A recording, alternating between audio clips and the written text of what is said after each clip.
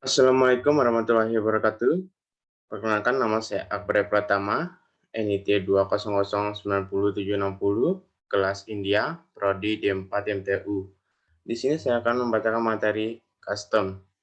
Yang pertama adalah custom atau kepabeanan, merupakan instansi yang mengawasi memungut pajak, bea cukai, atau pengawasan lalu lintas barang dari luar ataupun dalam negeri. Selanjutnya, konsep kepabeanan merupakan segala sesuatu yang berhubungan dengan pengawasan lalu lintas barang yang masuk atau keluar dari daerah pabean serta pungutan bea masuk dan bea keluar. Konsep pengawasan, pungutan bea masuk, daerah pabean, pengawasan, pungutan bea keluar. Selanjutnya, zona ekonomi eksklusif atau ZEE merupakan daerah di luar laut daerah teritorial Indonesia dengan batas terluar maksimal 200 mil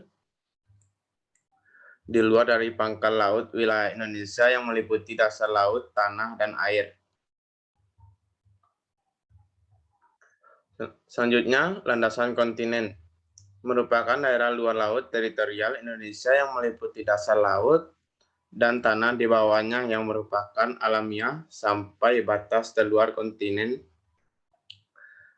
maksimal 350 mil diukur dari garis pangkal laut wilayah Indonesia. Selanjutnya, bea. Bea merupakan suatu tindakan pungutan dari pemerintah terhadap barang ekspor atau impor. Selanjutnya, cukai. Cukai merupakan pungutan negara yang dikenakan terhadap barang tertentu yang mempunyai sifat karakteristik, yaitu 1. Konsumsinya perlu dikendalikan. 2. Peredarannya perlu diawasi. 3. Pemakaiannya dapat menimbulkan dampak negatif bagi masyarakat atau lingkungan hidup. 4. Pemakaiannya perlu pembebanan pungutan negara demi keadilan dan keseimbangan terhadap barang yang dikategorikan barang mewah atau bernilai tinggi dikenai cukai.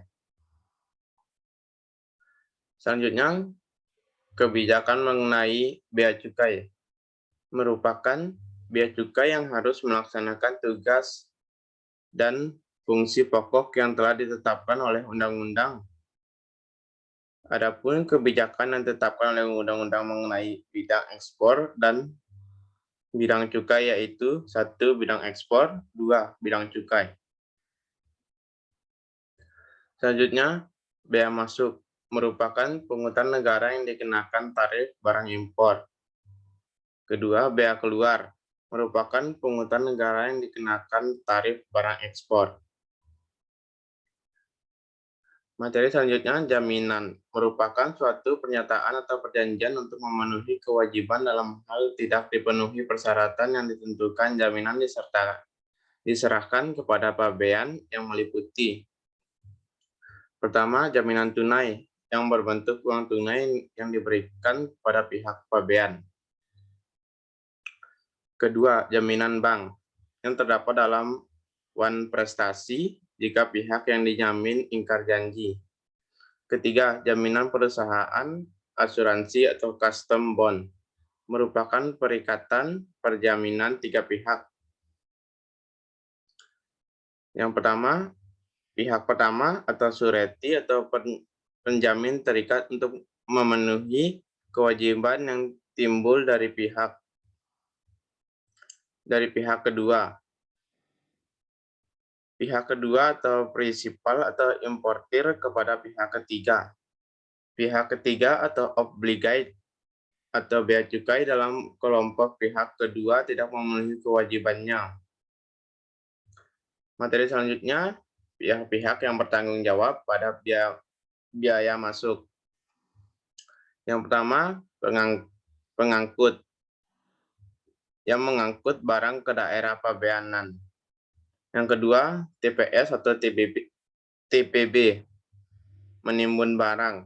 Yang ketiga, importir yang bertanggung jawab atas biaya masuk. Yang keempat, PPJK yang bertanggung jawab atas biaya masuk dari biaya impor yang diberitahukan bila mana importir tidak ditemukan. Untuk mempertanggungjawab BM yang terutang MK, kewajiban tidak diperkenalkan kepada PPJK. Selanjutnya, tempat penimbunan pabean. Yang A, TPS atau tempat penimbunan sementara. Yang B, TPB, tempat penimbunan berikat. Yang C, TPP atau tempat penimbunan pabean. Adapun tujuan tertentu didirikan tempat penimbunan pabean adalah untuk ditunjukkan oleh Menteri Keuangan. Materi selanjutnya, konsep tarif BTBM atau BTK. Yang berbeda adalah pengklasifikasian barang impor. Ada 3 pendekatan yang digunakan untuk menentuin BM. Yang pertama, tarif ad valorem atau persentase. Barang masuk dengan menentukan persentase tertentu dari nilai pabean atas barang yang diimpor. Misalnya apel dikenakan barang masuk 5%. Yang kedua, tarif spesifik. Tarif yang dikenakan berdasarkan suatu barang dengan jumlah suatu barang atau jumlah barang dengan tarif biaya masuk. Yang ketiga, tarif gabungan. Penggunaan gabungan 2 jenis tarif yang berbeda yaitu ad valorem dan spesifikasi terhadap BKC.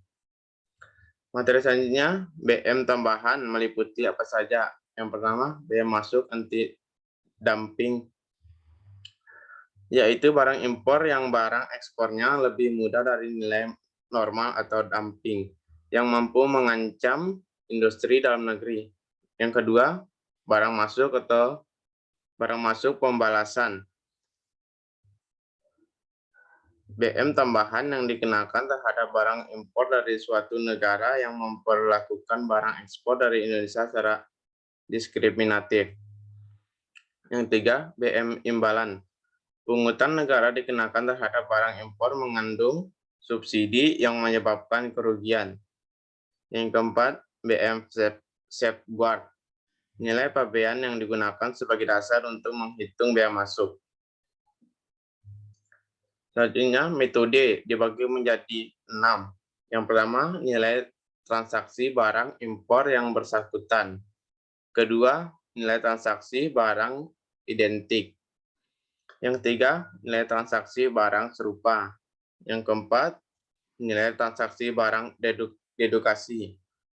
Yang kelima, nilai transaksi barang komputasi. Yang keenam, nilai transaksi barang atau fallback atau pengulangan.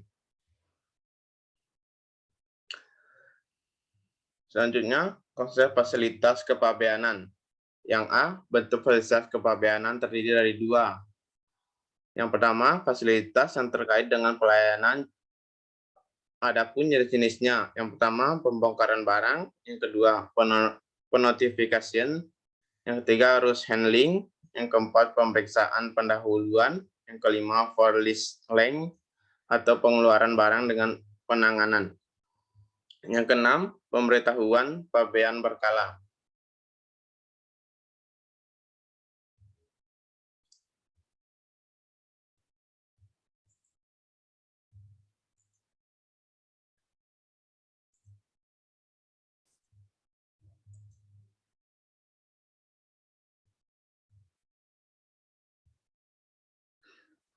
Selanjutnya, fasilitas pembebasan. Kategori barang yang mendapat fasilitas pembebasan. Yang pertama, barang untuk keperluan penelitian. Yang kedua, barang kesehatan atau obat-obatan vaksin. Yang ketiga, peti atau abu jenazah. Yang keempat, alat untuk penanggulangan bencana. Yang kelima, barang untuk dipakai di sendiri. Yang keenam, persenjataan, amunisi, perlengkapan militer. Yang ketujuh, buku ilmu pengetahuan. Yang kedelapan, barang-barang perwakilan negara asing atau berlaku timbal balik. Yang kesembilan, barang-barang pameran, barang-barang untuk tenaga ahli atau harus untuk mengantongi surat dari negaranya terkait. atau surat pengantar. Materi selanjutnya yang B, keringanan. Misalnya PSSI mengimpor barang fitness untuk pemain bola. Misalnya Pemda mengimpor alat daur ulang sampah organik yang digunakan. Materi selanjutnya C, pengembalian. Yang pertama, pengembalian berlaku atas kelebihan pembayaran bea masuk. Misalnya salah ketik atau salah dalam penjumlahan. Kedua, kelebihan pembayaran bea masuk akibat putusan pengadilan pajak untuk banding yang diajukan untuk pelaku usaha. Yang ketiga, impor barang yang setelah dibayar dapat fasilitas pembebasan. Yang keempat, barang yang kualitasnya rusak atau lebih mudah. Yang kelima, barang yang harus diekspor kembalikan atau dimusnahkan di bawah pengawasan bea cukai. Materi selanjutnya, D, penangguhan bea masuk atas barang yang ditimbun di tempat perhimpunan berikat. Mengapa perlu penangguhan bea masuk? Untuk memajukan industri dalam negeri agar pelaku usaha mampu membuka usaha baru dan menyerap tenaga kerja.